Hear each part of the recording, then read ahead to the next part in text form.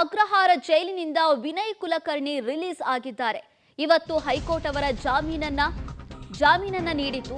ಪರಪ್ಪನ ಅಗ್ರಹಾರ ಜೈಲಿನಿಂದ ವಿನಯ್ ಕುಲಕರ್ಣಿ ಈಗ ರಿಲೀಸ್ ಆಗಿದ್ದಾರೆ ಎನ್ನುವ ಮಾಹಿತಿ ಸಿಗ್ತಾ ಇದೆ. ಯೋಗೇಶ್ ಗೌಡ ಕೊಲೆ ಕೇಸ್ನಲ್ಲಿ ಜೈಲು ಸೇರಿದ್ರು ವಿನಯ್ ಕುಲಕರ್ಣಿ. ಹೈಕೋರ್ಟ್ ಜಾಮೀನು ಬೆನ್ನಲ್ಲೇ ಸೆಂಟ್ರಲ್ ಜೈಲಿನಿಂದ ಬಿಡುಗಡೆಯಾಗಿದ್ದಾರೆ. ಅವರಿಗೆ ಜೀವಾವಧಿ ಶಿಕ್ಷೆಯನ್ನ ವಿಧಿಸಲಾಗಿತ್ತು. ಈಗ ಬೇಲ್ ಕಾಪಿ ಜೈಲಾಧಿಕಾರಿಗಳ ಕೈ ಸೇರಿದ ಬೆನ್ನಲ್ಲೇ ವಿನಯ್ ಕುಲಕರ್ಣಿ ಅವರನ್ನು ರಿಲೀಸ್ ಮಾಡಲಾಗಿದೆ. ಪರಪ್ಪನ ಅಗ್ರಹಾರದಿಂದ ವಿನಯ್ ಕುಲಕರ್ಣಿ ಬಿಡುಗಡೆಯಾಗಿದ್ದಾರೆ. ಜೀವಾವಧಿ ಶಿಕ್ಷೆಗೆ ಗುರಿಯಾಗಿದ್ದಂತ ವಿನಯ್ ಕುಲಕರ್ಣಿಗೆ ಇವತ್ತು ಜಾಮೀನು ಮಂಜೂರು ಮಾಡಿತ್ತು ಹೈಕೋರ್ಟ್.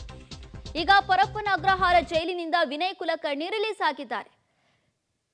ಆ ಜಾಮೀನು ಅರ್ಜಿಯ ಕಾಪಿ ಪೊಲೀಸ್ ಅಧಿಕಾರಿಗಳಿಗೆ ಸಿಕ್ಕಿದೆ, ಪೊಲೀಸರಿಗೆ ಸಿಕ್ಕಿದೆ. ಹಾಗಾಗಿ ಈಗ ವಿನಯ್ ಕುಲಕರ್ಣಿ ಅವರನ್ನ ಸೆಂಟ್ರಲ್ ಜೈಲಿನಿಂದ ರಿಲೀಸ್ ಮಾಡಲಾಗಿದೆ. ಯೋಗೇಶ್ ಗೌಡ ಕೊಲೆ ಕೇಸ್ನಲ್ಲಿ ಆರೋಪಿಯಾಗಿದ್ದಂತ ವಿನಯ್ ಕುಲಕರ್ಣಿ ಅವರಿಗೆ ಅಪರಾಧಿ ಅಂತ ಹೇಳಿ ಸೆಷನ್ಸ್ ಕೋರ್ಟ್ ಜೀವಾವಧಿ ಶಿಕ್ಷೆಯನ್ನ ಪ್ರಕಟಿಸಿತ್ತು. ಅದಾದ ಬಳಿಕ ಕೋರ್ಟ್ನಲ್ಲಿ ವಾದ ಪ್ರತಿವಾದ ನಡೆದು ಹೈಕೋರ್ಟ್ನಲ್ಲಿ ಇವತ್ತು ಜಾಮೀನು ಮಂಜೂರಾಗಿತ್ತು.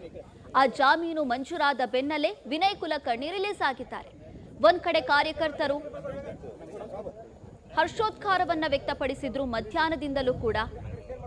ಈಗ ಯೋಗೇಶ್ ಗೌಡ ಕೊಲೆ ಕೇಸ್ನ ಆರೋಪಿಯಾಗಿದ್ದಂತ ವಿನಯ್ ಕುಲಕರ್ಣಿ ಜೈಲಿನಿಂದ ರಿಲೀಸ್ ಆಗಿದ್ದಾರೆ.